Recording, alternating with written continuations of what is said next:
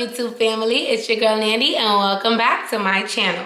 If you haven't done so already, you know what to do. Go ahead and hit that subscribe button. Yeah. For those of you who are joining me for the first time, well, welcome to my channel. And those of you who have come back again and again, thank you for your continued support. Let's just jump right into today's video. If you can see from the title down below, this video is all about how to prepare to buy your very first home. Guys, Kenyatta and I have been blessed to be able to purchase our first home back in January of 2019. Although it was an amazing and celebrated experience, there are so many things that I wish I knew beforehand that could have made that road to home ownership just a little bit easier. So today, you guys are in luck because I am going to share those tips with you. First, let me start by saying, guys, I am no, real estate agent or a person who is versed in this area. So everything that I share with you guys today is solely based on personal experience. Personal experience sometimes trumps professional experience. Maybe not. But guys, I think that I'm pretty good at being able to give you guys these tips to help you on your journey to home ownership. Now guys, these tips that I'm sharing with you guys are not in any specific order of importance. It's just information that is good to know. So please keep that in mind as I share all of these tips with you. Jumping right in, the first thing that I would suggest you do is fix your credit. Please remember that patience is a virtue. There is no rush to the finish line. If you are going to go on your home ownership journey, you want to make sure that you are taking the right and necessary steps to yield the best results possible. Kenyatta and I went into this journey together, correct? Right? Yeah. So Kenyatta had a higher credit score than I did. Now, there is a misconception that once your partner or your investor has a great credit score, you're in the clear, right? Wrong. Both of you have to make sure that your credit and your credit score is in great standing. Why is this? Because if you have two credit scores, let's hypothetically say that Kenyatta's score is at an 850 and my score is at a 700. They are going to utilize my score to decide the interest rate that they give us for our home loan, okay? And naturally, guys, I am not afraid to tell you, my babe has way better credit than I do, but we thought, okay, well, Kenyatta's credit is great, my credit is good, they'll take a medium of the two scores, and that's how they'll come up with the score to give us our credit interest, right? That is completely wrong. You too, you and your significant other, you and your equal investor. And if you're just going in on this home loan by yourself, just make sure that your score is as good as it can possibly be before you take that step. Now, in regards to your credit report, guys, you want to make sure that you get rid of all delinquencies. So any collections that you have on there, if you have a credit card, great. If that credit card is maxed out, bad. It looks terrible for you to have a credit card that's maxed out, even if you're making those payments on time. So what Kenyatta and I did when going through this process is we tried our best to cancel out as much of our credit card debt as possible so that we can have a better debt to income ratio. Please remember debt to income ratio because you are going to hear this throughout the entirety of your homeowner process. I promise you, it is so important because the debt to income ratio is pretty much what your debt is versus what your income is, and it's how they decipher what you can afford when it comes to buying your home. So anything below 50% is good. If you're right on the cusp, I would tell you to try to get it down as much as you possibly can because every nook and cranny counts, guys. So if you can cancel out your debt altogether, more power to you. But if that is not an option, try to minimize the amount of money that is owed to your creditors. That way it doesn't play a major role in the deciding factor when it comes to your debt to income ratio. Also, we have to keep in mind, late payments are a no bueno.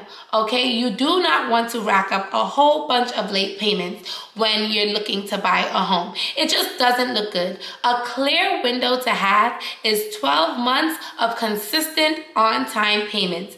If you can do that, you've hit a gold mine, guys. These loan companies, mortgage companies who are giving you these loans want to see that you can consistently make payments on time. Think about it from their angle. If you cannot pay your $50 or $30 credit card bill monthly, I don't know, some people have $100, $70, whatever it is, tailor it to you, right? Tailor this message to you. If you cannot make that payment monthly, how are you supposed to pay a home loan? So that is their reasoning, that is their understanding. So it's good for you to keep that in mind. The second thing that I would mention is your income, guys. Think about it. Think about how you can maximize your income on your checks weekly. Now, some people can do this through filing for your dependents throughout the year. There are numerous of ways you can go about this. But I will say this, I know people worry a lot about having to pay back taxes at the end.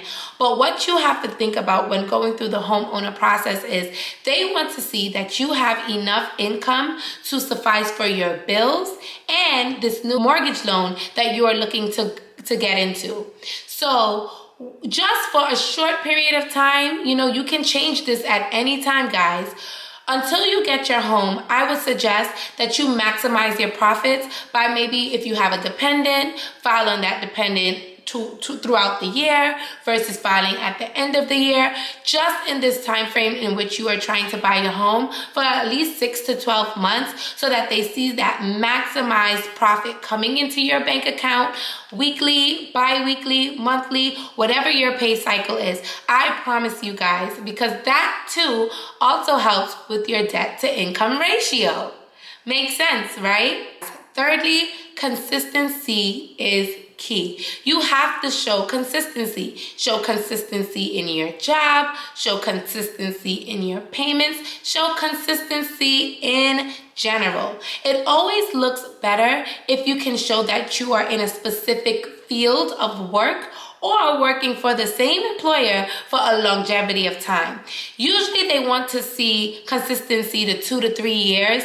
I personally, with my experience, my loan providers were asking for a 3-year consistency period. And at the time that we were looking for the loan, I was with my company for 3 years. Kenyatta has been working with his company for over 7 years. So that looked really, really good, guys.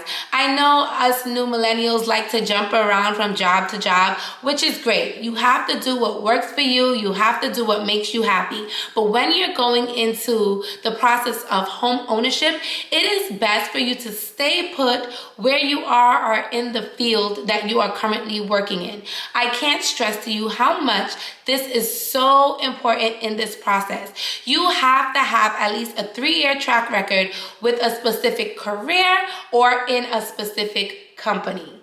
Banks want to see that you are able to keep your job, make your payments, and that you are realistically living your best life and not being too sporadic. Now, for me, being spontaneous is a great thing. But when it comes to home ownership, guys, you have to stick to the basics. And that is the best way to put this. Step 4, save, save, save, save, save, save, save. It is so imperative that you save your money, and not just what you think you may need for your down payment.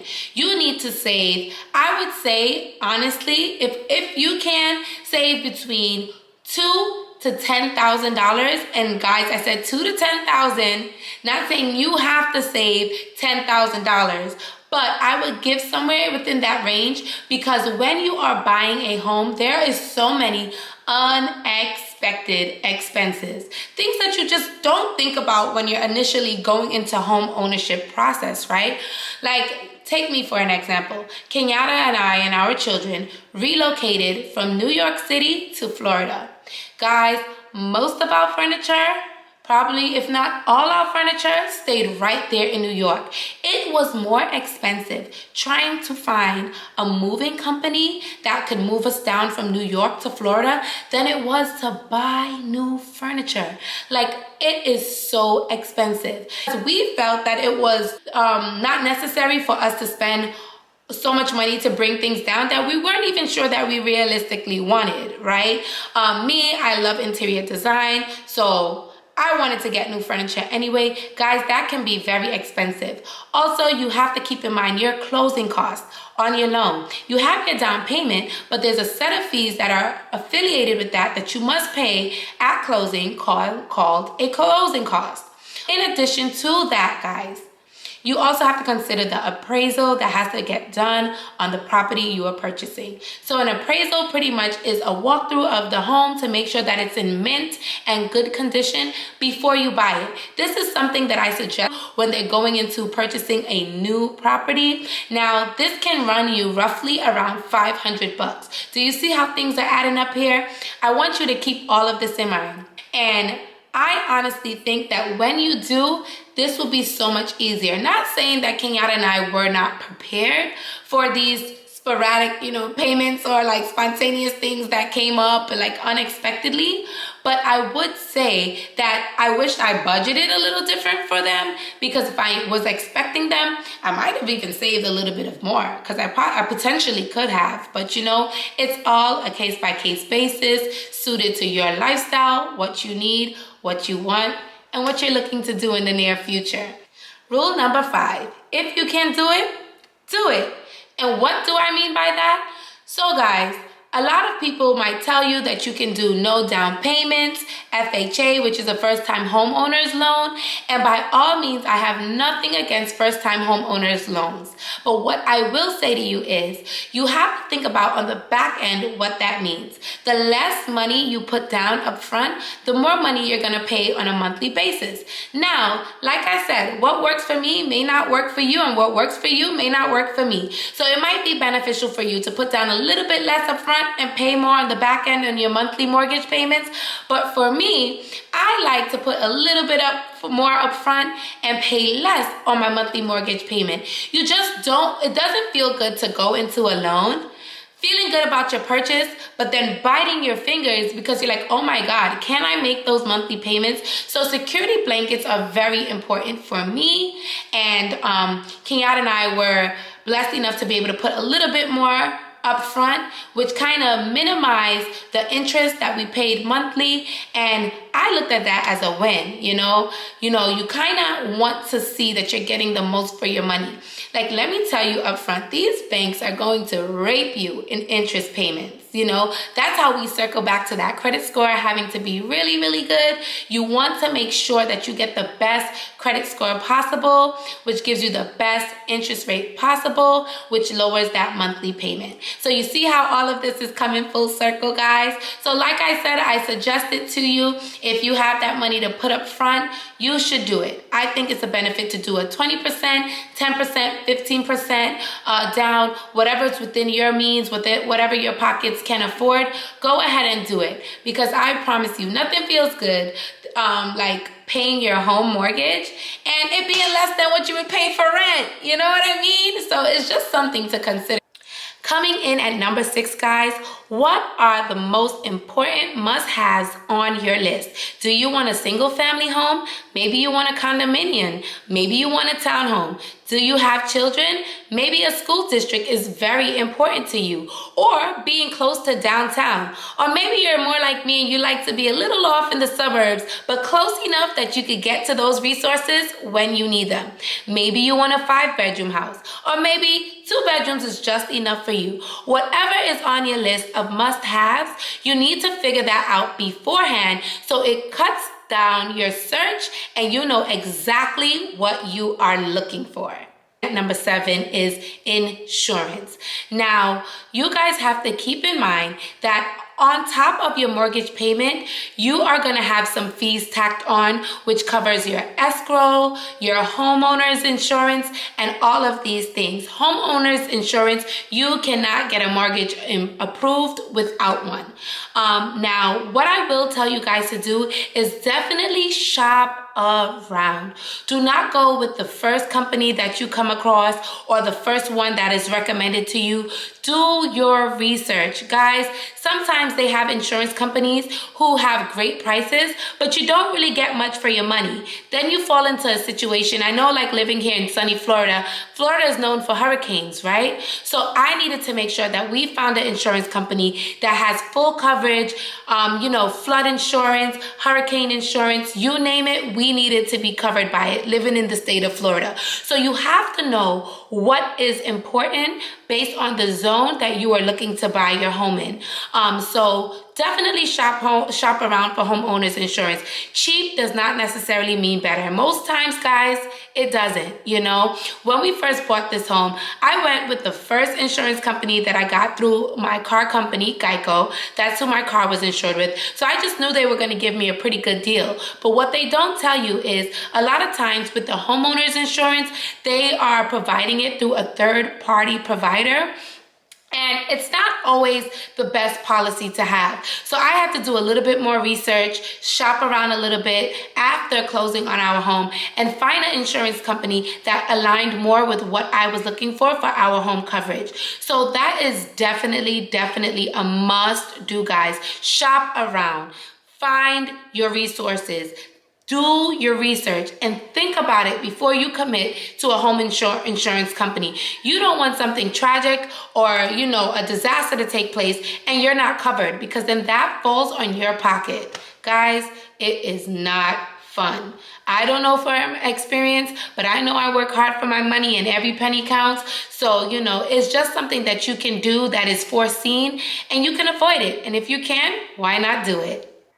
Next up, guys, coming in at number 8, I will tell you to make sure you find a great realtor. Now, guys, you have to find somebody who's going to advocate for you, cares about your needs, and not just is in it for the paycheck. You know what I mean? Because this is really going to be an important factor. You want somebody who knows the business, who's well equipped to direct you on the do's and the don'ts during this process.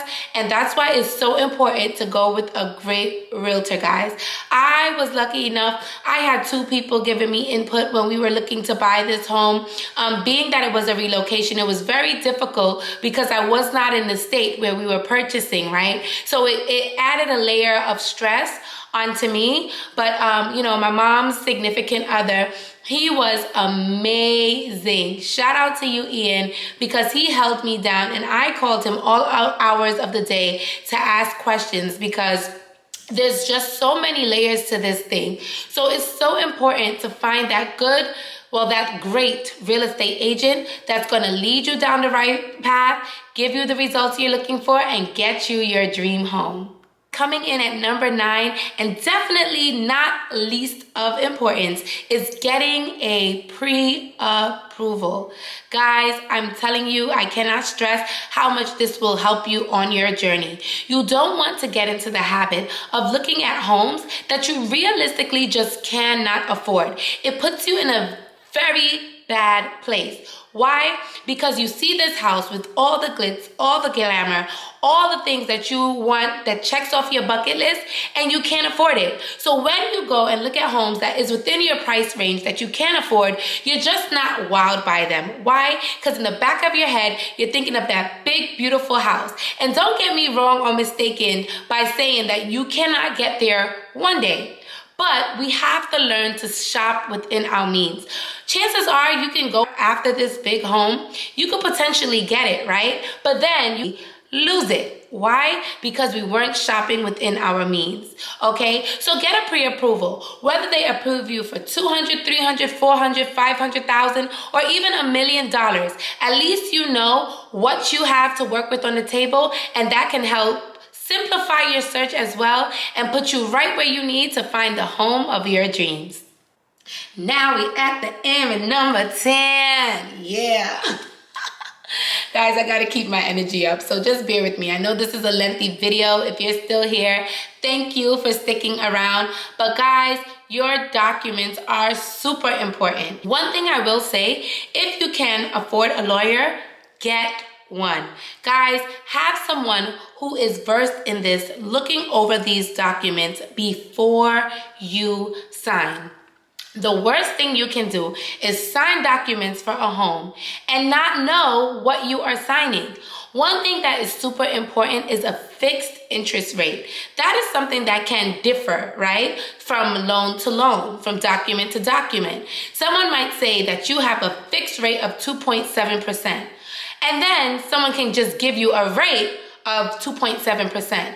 What that means is if you do not have a fixed rate, at any time, they can increase the interest that you are paying on your home. And guys, when that happens, you are in big trouble because that can cause your monthly mortgage payment to go up. If you are a budgeter like me, you budget your money monthly, right? So imagine an unexpected cost coming on to what you're paying. Like, that's just not something that we want to happen. So it is so imperative, so important that you make sure you read and fully understand the documents you are signing when you are signing into a loan for your new home. If you can get a lawyer, like I told you guys, it is something that you should definitely consider. Have legal advice, look over your documents, and tell you that you are making the right decision on signing onto that loan and purchasing that home. Now, guys, let's talk about the documents that are going to be requested from you.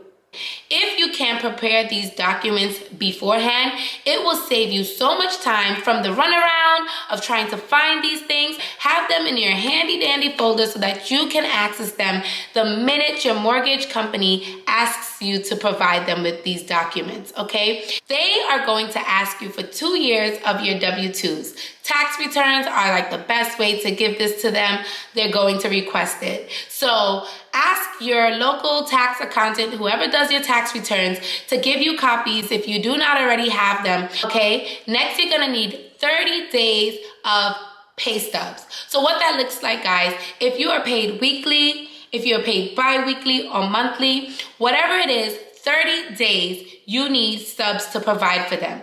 That is how they know that on a monthly basis, you can afford to pay your mortgage. And guys, last but not least, they are going to request 2 months of your recent bank statements. So the most recent bank statements that you have. So we are in August. They're going to ask you for June, July, and probably ask you in a few weeks to tailor out and give them August bank statements as well. This is how they are tracking your money, tracking your spending. So that is something that you need to be mindful of. Think about how you're spending your money. Lay back off of the, eating out and stuff. If you do it often, like I would say like 6 to 12 months, same date range, before buying your home, so that they can see that you are responsible with your money and it doesn't look like money is going in fast but coming out fast. Thank you so much for tuning into my channel today. I hope that you found the information that I provided very helpful and it helps you on your homeowner journey. Guys, you know what to do. If you haven't done so already, go ahead and hit that subscribe button. Yeah, I'll see you guys next time. And don't forget to tell a friend, to tell a friend, to tell a friend about my channel. Peace.